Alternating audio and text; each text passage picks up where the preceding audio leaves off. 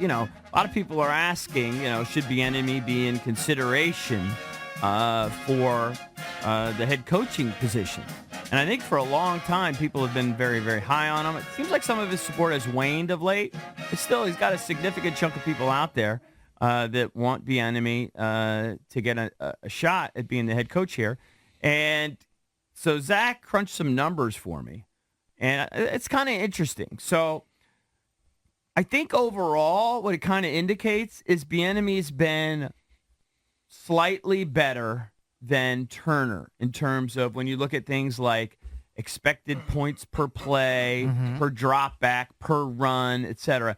So this year, the Commanders' expected points per play, they ranked 22nd. Last year, or in the 3 years prior with Scott Turner there, we ranked 28th. Expected per drop back, we're 22nd. During Turner's era, we were 29th.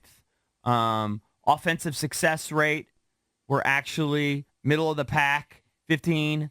We were 28 with Turner. So when you look at it from a ranking perspective, 22nd seems better than 28. Offense is definitely better. Well, to be fair, if Turner had Howell and not Heineke and no doubt. Wentz, the numbers would probably be better. There's more nuance to it, and I'm glad you bring that up. There are a couple where it's markedly better, maybe offensive success rate, like 15th versus 28th in rank. Mm-hmm. But when you look at the actual sort of the pure numbers, it's not that much different. Mm-hmm. Like expected points per play. Isn't EPA expected points? Expected points added, I believe, right. is the... Per play. Yeah. So we're like at minus .055 under Bieniemy, which is 22nd. Under Scott Turner, we were at minus .051.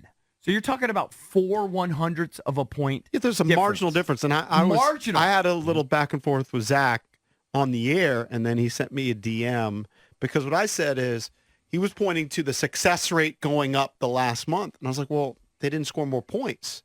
So it's fine and dandy that your success rate on each individual play is up. But that's got to lead to points. Mm-hmm. They scored 10 against the Cowboys.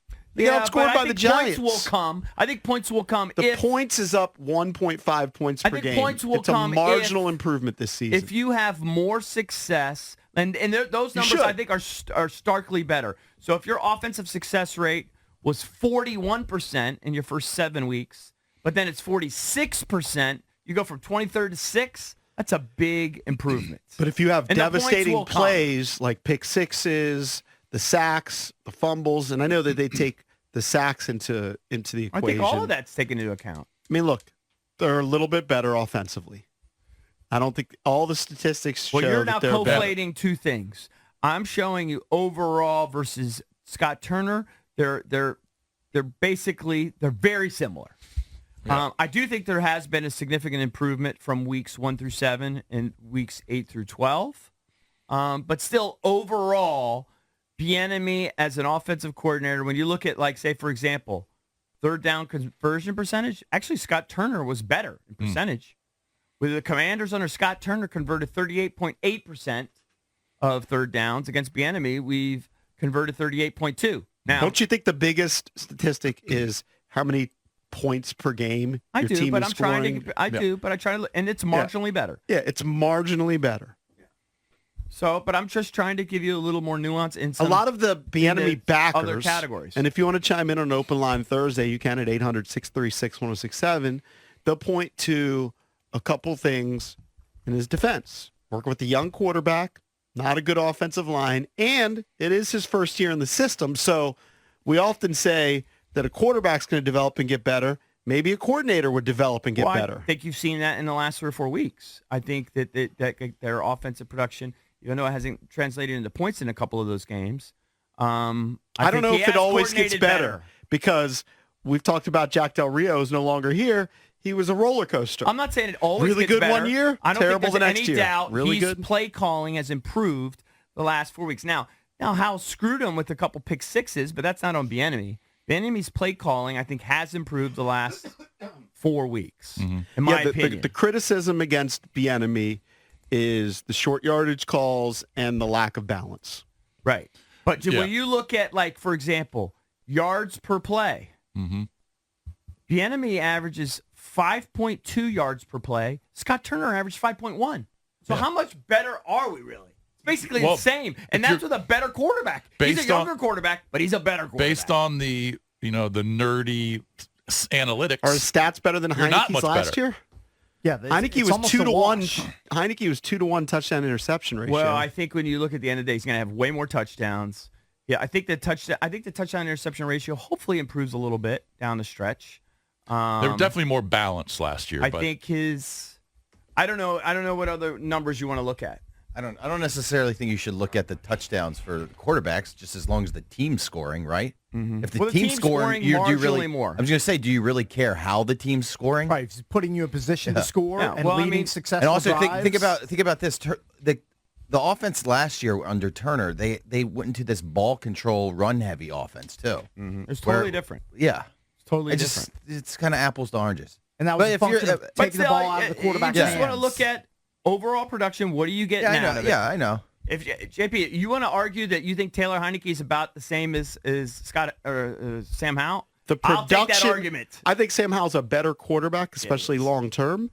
But the production last year, very similar to Sam Howell's production this year. He only played in 9 games. He had 12 touchdowns with 6 picks. His quarterback rating was 89.6, and his QBR was 46.5. Those numbers are going to be very similar to what Sam Howell's given you this year. All right. Yeah, Howell's certainly flashier because they're throwing the ball a bunch. Naturally more gifted. He's just a better. I look at it a simple way. And I think his touchdown rate, Heineke's I look at it in a very simple higher. way. The team sucks. All right? The team's not very good. And a lot of this has to do with the defense, and we're not talking about defense. We're talking about Bieniemy and the offense. It's a bad football team all the way around. Any way you look at it. And when you're 4-8. But I'm bringing it up because some people, a significant percentage of people, want the offensive coordinator of this bad team to be the head coach. Yeah. And I'm with you. I'm with you. Why? I'm with you. Because there's marginal improvement. In some areas, there isn't improvement. He's not a no-brainer to take over. Not even close. No, I'm sure he'll get an interview, but he's definitely not just a no-brainer. Locked in stone guy going forward. Yeah. Right? And who's to say he even wants to be here going forward? He'll have interviews, or he should, in other spots that he might feel are better opportunities for him than here in Washington. Like, he's going to be on the interview circuit. Like, think? I would think that if you're going to be a head coach here, he's comfortable here. He's if he would come here as the OC, he'd probably stay here as the head coach if he got the opportunity. If he got the opportunity. Yeah. I would think Just to give you your side-by-side, Sam Howell this year, with his 18 touchdowns, is averaging 1.5 touchdowns per game. It is slightly higher than Heineke, who was at 1.33. But tell me whose quarterback rating is 89.6 and who's at 87.3. I don't know. I mean, Heineke had the higher rating at 89.6. Give me at the end of the year. You're coming off a couple bad games for Howell. Give me at the end of the year. Who cares who scores the touchdowns? No, but I'll agree with you there. But he's saying, arguing my point, though, that he's saying that Howell is better this year than Heineke. Well, the statistics don't bear out. This is not about the offense. If JP wants to say that Taylor Heineke, I don't think he's in the same league as Sam.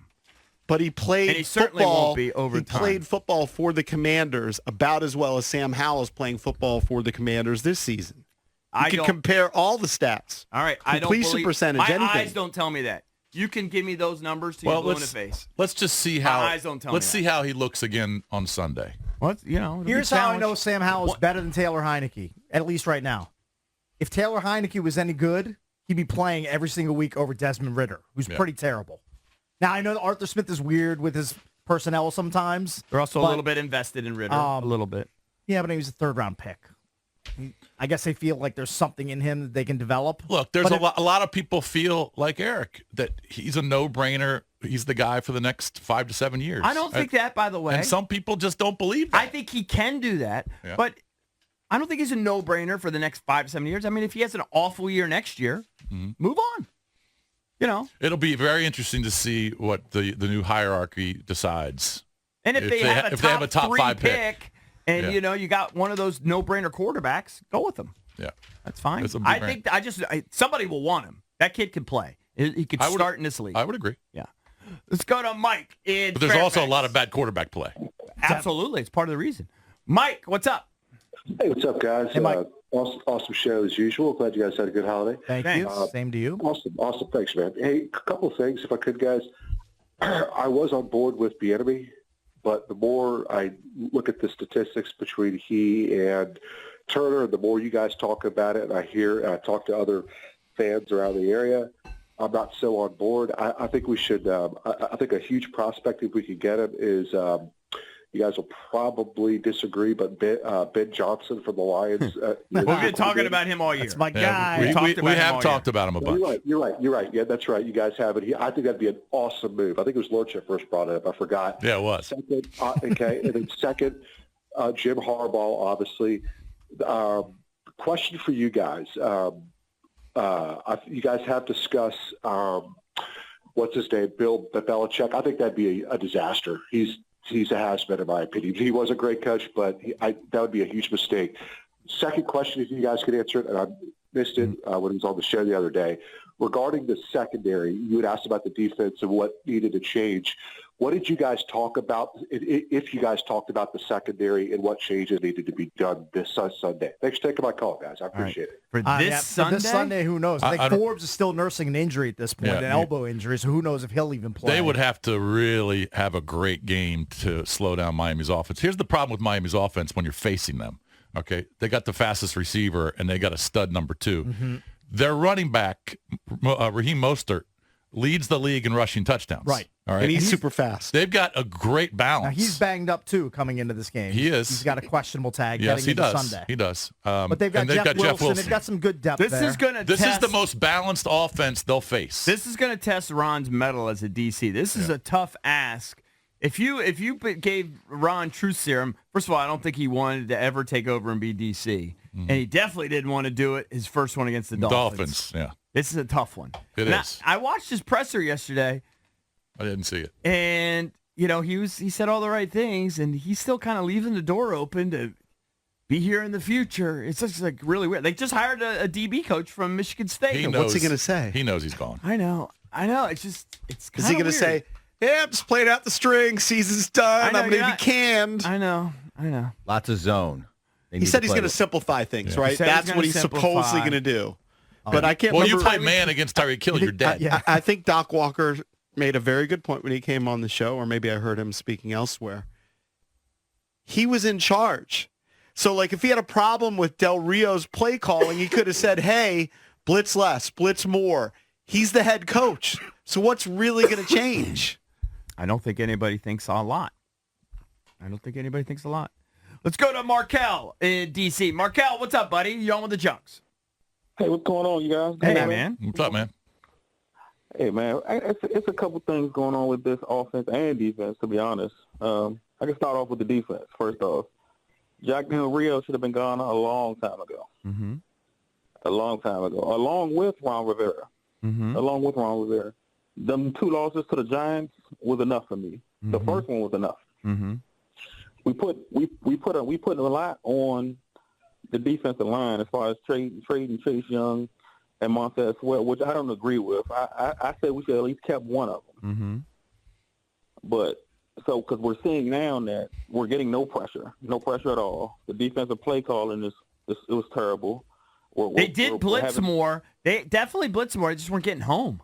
Now, the one game against the Giants, they did have 9 sacks. And Markel, still lost. We talked about this after they traded those guys. We said, look, we understand why you're trading them because you're not going to be able to re-sign them. You got to get something for them. But we knew the defense was going to be worse without Sweat and Chase Young because then you're going to backups, okay? And maybe the backups are good players, but they're not as good as those guys. And one of those guys is hurt now. So now you're going to the third string guy, right? So your depth is affected. What did you had thoughts on the offense? So okay, as far as the offense, the play calling is there, but one of the biggest issues with the offense is the offensive line. Mm-hmm. We can't judge Sam Howell on his plan because the offensive line is not doing their job. We're going to have the most. He's going to have the most passing yards in the league based off of obviously every play damn near we're getting pushed back 7 8 yards and we're getting the first down. We're throwing the ball, 40, maybe 50 times a game, and the short yardage calls are horrible. Mm-hmm. The short yardage calls are horrible. We're 3rd and 1, 4th and 1. wearing shotgun? Why can't we just get under the center, pound the rock? I guess the idea just behind that is just you become so predictable. Thanks, Markel. Right? Appreciate the call. We're trying to, I guess. Problem is, in the shotgun, I've heard some of these analysts say, especially if you have a running back on one side, they're not going to be able to run back to the like if they're on the right side and the quarterback's to the left of them, they're not going to go from the right side and then get the ball and then go back to the right side. It makes it a little more obvious that you're running to the left or running up the middle. Mm-hmm. Yeah, and maybe they just feel like they're not good enough to get in that formation and get the 1 yard. And that's what happened on the fourth. I mean, not every team does that. Some teams feel like they got to spread it out on 3rd and short and 4th and short, and they can get first downs that way. But clearly, they don't feel like they can do that tush push type offense and get the 1 yard.